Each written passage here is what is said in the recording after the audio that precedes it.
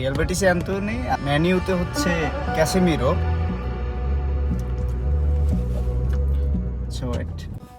আজকে ম্যাচে, আজকে বলতে একটু আগে, অ্যান্থনি আর ক্যাসেমিরো নিয়ে হচ্ছে লাস্ট কয়েকদিন ধরে হচ্ছে পোস্ট করতেছি। অ্যান্থনির ব্যাপারে একটু পরে আসি। অ্যান্থনির নিয়ে তো অনেকগুলো ভিডিও বানাইছি, ইভেন পরশু একটা ভিডিও বানাইছিলাম, ওইটা হচ্ছে আজকে আপলোড দিয়ে বের হইয়া হচ্ছে কাজ শেষে আবার বাসায় যাইয়া অ্যান্থনির ম্যাচ দেখলাম, পুরো ফাটাই দিছে। যাই হোক, অ্যান্থনির বিষয়টা একটু পরে আসি। ক্যাসেমিরো কি করছে দেখেন। ক্যাসেমিরোকে নিয়ে একটা কথা বলছিলাম যে নো ক্যাসেমিরো নো পার্টি। এই ব্যাপারটা হচ্ছে যে ভিতর থেকে একটু আবেগ নিয়ে বলছিলাম। মানে এমন না যে ক্যাসেমিরো না থাকলেই যে হচ্ছে ম্যানচেস্টার ইউনাইটেড হাইরে যাবে, এরকম না, বাট ম্যাক্সিমাম ক্ষেত্রে এরকম হইতে দেখছি। লাস্ট 10টা ম্যাচের মধ্যে ক্যাসেমিরো যতগুলো ম্যাচ খেলে না, ওই ম্যাচগুলোই দেখবেন হচ্ছে ড্র না হয়তো হার। ক্যাসেমিরো যতগুলো ম্যাচ খেলছে, 2-1টা ম্যাচ হচ্ছে খারাপ করছে, ক্যাসেমিরো ফর্মে ফিরছে এবং হচ্ছে লাস্ট প্রত্যেকটা ম্যাচে হচ্ছে গোল, অ্যাসিস্ট বা ভালো রেটিং আছে। লাস্ট পরপর 2-3 ম্যাচে তো হচ্ছে গোল করলো।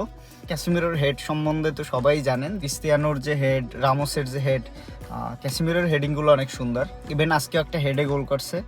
ওর হেডিংয়ের ফিনিশগুলো যথেষ্ট ক্লাসিক টাইপের, যথেষ্ট সুন্দর হয়। আজকে ক্যাসেমিরো গোল করছে, প্লাস হচ্ছে ম্যানচেস্টার ইউনাইটেডও জিতে গেছে।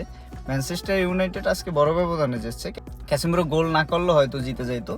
রেটিং ছিল, প্লাস হচ্ছে ওভারঅল ভালো পারফরমেন্স করছে। লাস্ট যতগুলো ম্যাচ ম্যান ইউতে খেলছে সবগুলোই ভালো পারফরমেন্স করছে। আর ব্রাজিল দলে শুধু ডাকের অপেক্ষা। এরপর যদি আসি আমাদের অ্যান্থনির দিকে, অ্যান্থনির হচ্ছে বিভিন্নভাবে ট্রোল করা হয়। অ্যান্থনি বল নিয়ে যে ঘরে একটা স্কিল করে, এইটা নিয়ে ট্রোল করা হয়। যাই হোক, ওই দিনগুলো হচ্ছে অ্যান্থনির চলে গেছে। রিয়াল বেটিসে আসার পর অ্যান্থনি কি করতেছে, লাস্ট 21 ম্যাচে ছিল 11 গোল অ্যাসিস্ট, এবং আজকে হচ্ছে 22তম ম্যাচ মেবি ছিল। সেখানে হচ্ছে ফিওরেন্টিনার সাথে 1 গোল 1 অ্যাসিস্ট করছে। অনেক মূল্যবান ছিল অ্যান্থনির গোল এবং অ্যাসিস্ট। কি গোল করছে অবশ্যই দেখছেন। মানে এতদিন গোল করতে হচ্ছে ডিবক্সের বাইরে থেকে, তারপর হচ্ছে বক্সের ভিতর থেকে, বুলেট শটে, কার্ল শটে, এখন হচ্ছে ফ্রি কিকেও গোল করা শুরু করছে, তাও আবার কার বিপক্ষে? ওয়ার্ল্ড ক্লাস, হয়তো এখন নাই কিন্তু একসময়ের ওয়ার্ল্ড ক্লাস গোলকিপার ডেভিড ডিগিয়া। আমরা যারা ডেভিড ডিগিয়া নামে চিনি, স্পেনের গোলকিপার, ফ্রি কিকে গোল করছে। আর একটা যে অ্যাসিস্ট আছে, নিখুঁত অ্যাসিস্ট, এরপর সহজ আর অ্যাসিস্ট হয় না। রেটিং 9.8 এইরকমের। সো এই রকমের ম্যাচে হচ্ছে বাঁচা মরার লড়াই। সেই ম্যাচ 1 গোল 1 অ্যাসিস্ট কইরা তারপর হচ্ছে ম্যাচ বের করে নিছে।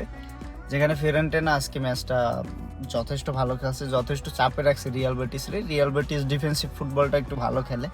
ওর মিডল ক্লাস দল হিসেবে ডিফেন্সিভ ফুটবল যেটা খেলা প্রয়োজন, এটা ভালো খেলে। রিয়াল বেটিসের প্রয়োজন হচ্ছে স্কোরার। এইসব ডিফেন্সিভ টিমগুলা যখন হচ্ছে স্কোর করতে পারে, তখন কিন্তু তাদের বিপক্ষে হচ্ছে জয় আনা ভেরি টাফ হয়ে যায়। যেমন হচ্ছে বার্সার সাথে ড্র করছে, রিয়ালরে হারাইছে। ওদের ট্যাকটিক্সগুলো কীরকম অবশ্যই দেখছেন, যে গোল একবার করতে পারলে ওদের হচ্ছে রেজাল্ট বের করা খুবই টাফ হয়ে যায়।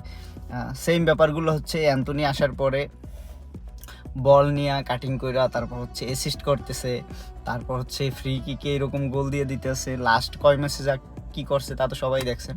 মানে ওভারঅল অ্যান্থনি জোস ছিল।